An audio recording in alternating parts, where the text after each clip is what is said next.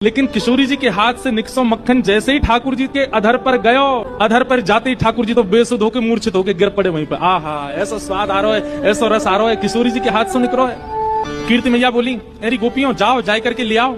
अरे मैया वहां पे एक छोटी सी सखी खड़ी है रक्षा में मक्खन की, वही तो कह दे वो ले आवेगी। अरे गोपियों जाओ, वह सखी तो कौन मक्खन लेके आवेगी, छोटी सी लाली है।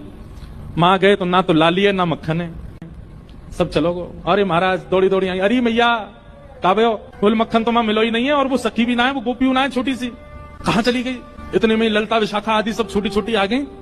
बोले अरे या पूरे बरसाने में हम 8 के अलावा कोई को अनुमति नहीं है वृषभानु भवन में जाके किशोरी जी के पास खड़े हुए। ये 9वीं सखी कौन सी आई, तू गई? बोले ना मैं तो नहीं। तो तू आई थी? बोले मैं भी नहीं। सब आपस में बोले हम तो नहीं।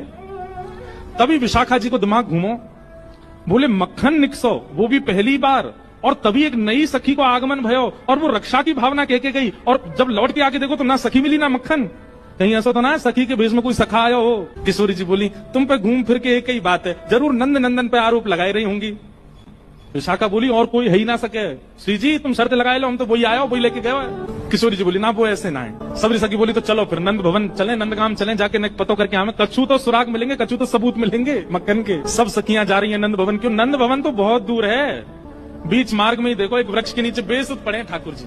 विशाखा बोली, एनी कोई सखी पड़ी है एक वृक्ष के नीचे? बोले भैया कोई सखी होती तो न लाज करके लेटती है, तो बेलाज सी लेटी है। पास जाए करके जैसे ही देखो मुंह पे पूरे पे मक्खन लगो है, और ठाकुर जी चटकारे ले करके प्रेम से पा रहे हैं।